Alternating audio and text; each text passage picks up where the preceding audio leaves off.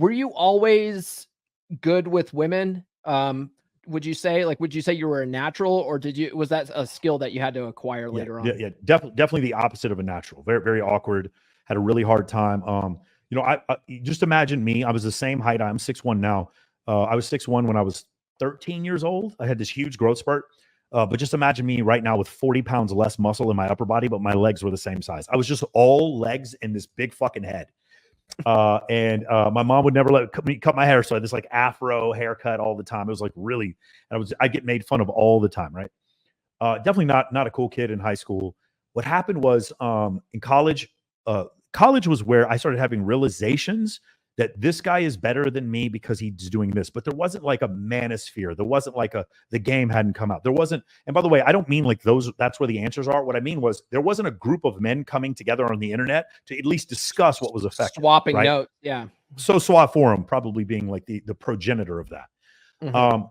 And then doing that in college, and then working at the strip club once I graduated. There were no jobs in 2000. Enron, MCI, WorldCom, and Enron. Remember, I'm going to UT Austin, and Enron's based in Houston, meaning all of the IT professionals that were going to go work at Enron, which is most likely where I was going to end up, we all got fired because Enron was running a shell game and went out of business, right? Right. And it was the CEO ended up killing himself or something.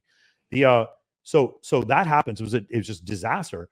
And so I start working at a strip club. At the strip club, please understand, I understand that working at a strip club in Texas is not indicative of all women or even most women, but it is indicative of a couple of actions that happen as far as intersexual dynamics is concerned. This is the first time that I saw a woman tolerating domestic abuse. That's a big deal because it's, of course, it was a terrible situation. But I remember as a kid being like, I was thinking, if some dude was hitting me, I would just fucking stay away from him. What are you doing? And then seeing her go back repeatedly and then making excuses to the other girls in the locker room about being beaten by her husband and having to put, makeup over her black eye while she's stripping. And I just remember thinking to myself, like, wow, this isn't what the church told me. I don't remember my mom telling me about this. Yeah. This doesn't match what I saw in the Disney movies. What's going on here? There was another situation where there was this one stripper. So I like to date strippers who didn't work at my strip club. Same thing in high school, by the way. I dated girls who didn't go to my high school. Yeah, nobody it's just a bad idea to date girls that you work with, you know? Yeah. So I would try to date girls that didn't work in my strip club. So I would go to other strip, and the hottest girl at the time at the Yellow Rose, and I'm still friends with her now.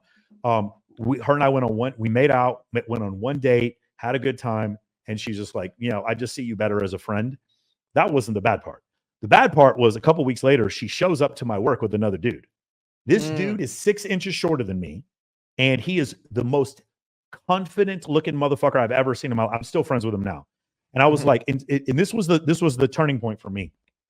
This is a turning point for me. It was, am I mad because she did this, or are the keys to unlock what I need right there with this dude? So I became really good friends with him. I'm still good friends with him. Super fun guy to hang out with. The problem is he had this incredible ability to be charismatic and generate attraction, but he also had this incredible ability to get super drunk, get into fistfights, and get thrown in jail. He'd been arrested like 16 times. And I was like, what if I could take the charisma, but not do all the drinking? Yeah. So that was like kind of the first criminal activity stuff. Yeah. And then when I was in the military and I was hanging out with these promoters in Atlanta, I was like, what if I could have all the girls show up to an event I'm throwing, but not treat them like cattle? Like actually treat them like they were my family. Okay. Then when I got to Vegas, it was like, what if I started going out to places with large groups of women? I wonder how other women would treat me. And I was like, I wonder if I could do that. And so those concepts of a social circle and pre-selection kind of became my forte. And companies would actually have me come out, usually dating companies, would have me come out and speak, or podcasts or whatever, would have me come out and speak specifically on the concept of social circle. And then another huge game changer for me is, become friends with Ty Lopez. I wasn't in his course. I just knew Ty, because I was hanging out with Owen Cook in Los Angeles. A lot of times, like my favorite authors and my favorite YouTubers, I've become friends with them. And this was before I even had a YouTube channel. I just, that was another thing. Like that technique, like how do you teach that? Right? Like Rollo Tomassi is one of my favorite authors. How the fuck how do I do a show with him? That's crazy. Right? I didn't even know what he looked like a couple years ago. So, just like I was sitting there with Ty Lopez, and Ty put me on to a book on his book list, a book called The Evolution of Desire by David Buss. And Mm-hmm. it's funny, I just talked to William Costello, who's one of David Buss's, William Costello is a PhD candidate, and David Buss is his advisor. And I'm trying to have William come on my show. And so I read that book, and I was like, oh, you're kidding me. You're telling me people since the 1970s have been studying these concepts of intersexual dynamics, and there's actual hard data on this shit? Holy shit, what's going on? And you know what I found is that a couple things. Number one, none of the data I disagreed with. Like almost none of the findings. There were points where it was like there was some nuance, like dual mating versus mate switching strategy. There's like some nuance there, but there was no findings I disagreed with. And then the next thing that happened, and this is the greatest gift, and I thank Dr. Buss every time I see him for this, is when I started looking at the world through an evolutionary lens, everything made sense. Everything made sense. And so that was the final piece.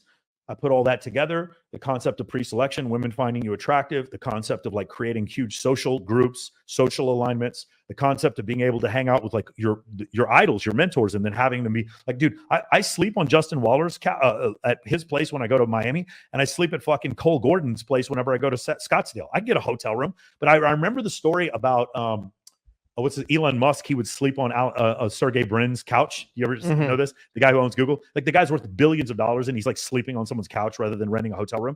And that's how I am. Because you know why I do that is because I want to wake up in the morning and talk business with Justin. I want to wake up in the morning and talk business with Cole. That's why I like that. That's why I like living like that. So it's just one of these situations like, okay, look at all these concepts that I've learned. What if I just put this into a course? And so 114 modules later, we made Men of Action and Men of Action Advanced. We put them together. They're one course now. And then we made the first 4 steps of MOA. And then several other, I would say there's probably 3,000 hours of content when you get my program. Okay. And then there's 32 required books you have to read. And I'm not kidding. You go through my course, there are 32 books you have to read. Get ready. Double speed audiobooks. Fucking get ready. But no one has ever gone through my book list and said, dude, that wasn't life-changing.